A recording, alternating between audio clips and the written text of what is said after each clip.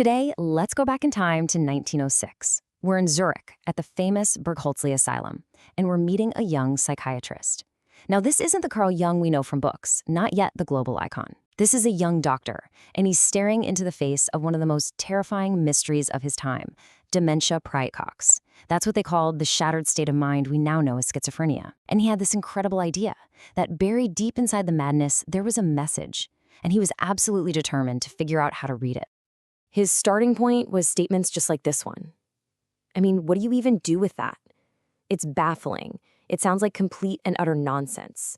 And for most doctors at the time, that's exactly what it was. Just random noise from a decaying brain. A dead end. But this is where Jung asked a truly revolutionary question. He thought, what if this isn't noise at all? What if it's a signal broadcast in a code we don't understand yet? So today, we're going to follow his investigation step by step. We're going to become detectives and see just how he managed to uncover the profound and often tragic personal meaning hidden inside what everyone else just dismissed as word salad. So picture it. It's the turn of the 20th century, and Dementia Praecox is essentially a black box.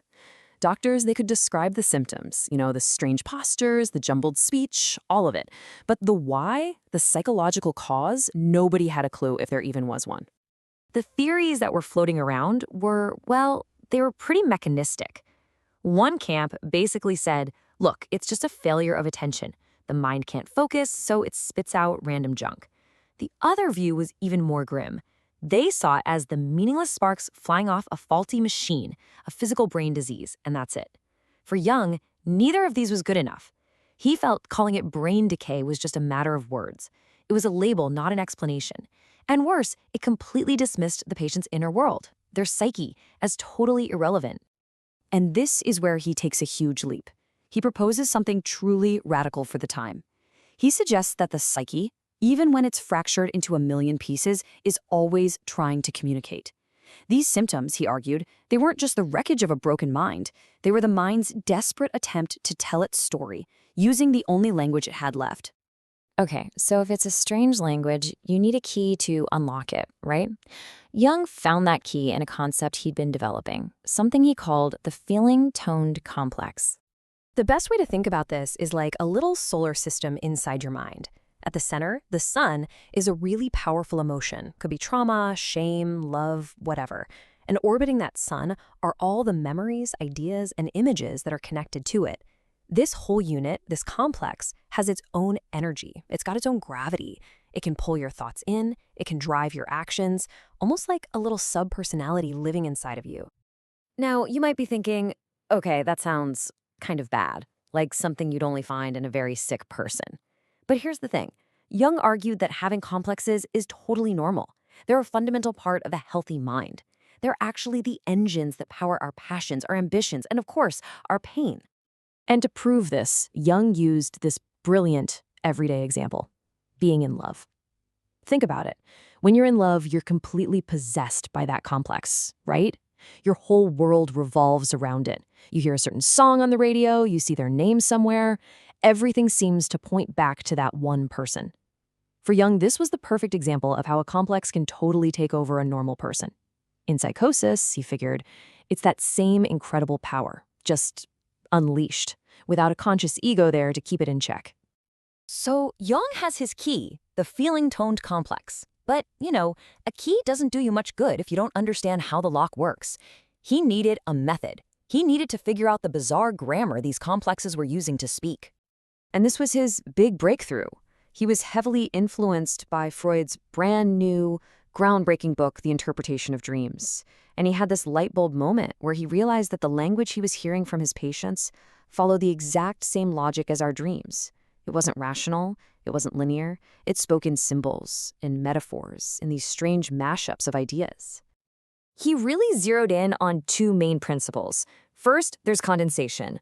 This is where the mind acts like a kind of psychic Photoshop, taking a bunch of different ideas, a memory, a desire, a person's name, and squishing them all together into one single weird image, or a made-up word.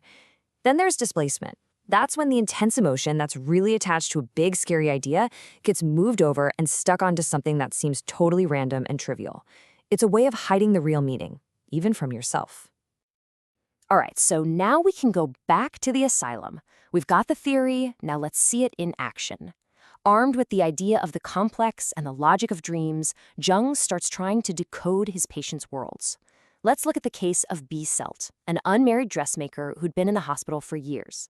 So she says, "I am Socrates." Now, any other doctor would have just jotted that down as a grandiose delusion and moved on. But Jung treated it like a piece of a dream, a condensed symbol that he needed to unpack. He didn't argue with her. He just asked her, "What comes to mind when you think of Socrates?"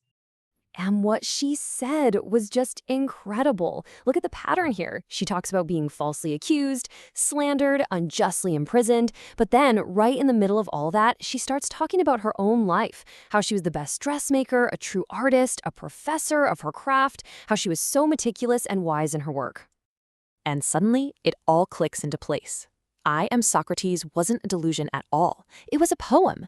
It was a powerfully condensed metaphor for her entire life. What she was really saying was, like Socrates, I am a brilliant artist who was misunderstood, slandered, and unjustly imprisoned by people who couldn't see my true worth. An entire lifetime of pride and pain all packed into 3 little words. And this wasn't a one-off. Jung applied the same method when the patient made another, even stranger statement. I am a crane.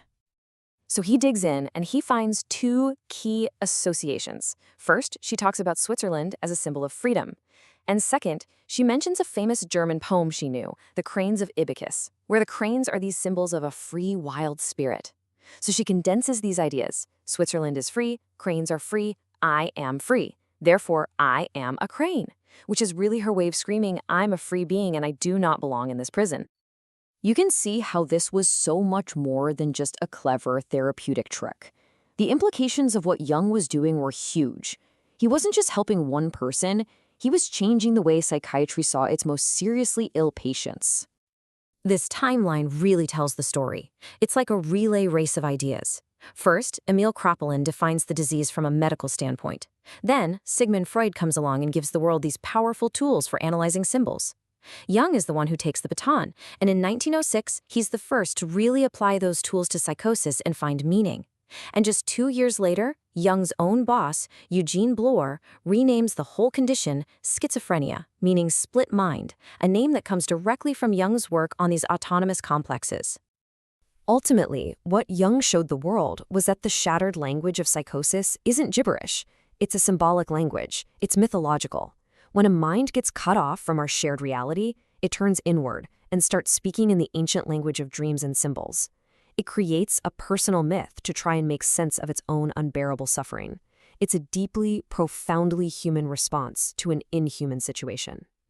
But Jung was too good a scientist to stop there. After he proved that the symptoms had profound psychological meaning, he was still left with this one huge question, a question that honestly still haunts psychiatry today. Does the psychological story, that painful complex, actually cause the illness? Or is there some underlying biological problem, a toxin, as he called it, that damages the brain and the mind just grabs on to the nearest emotional wound to try and explain the chaos? Is the mind the author of the tragedy, or is it just the poet, desperately trying to tell the story of the body's ruin? That is the question he left for all of us.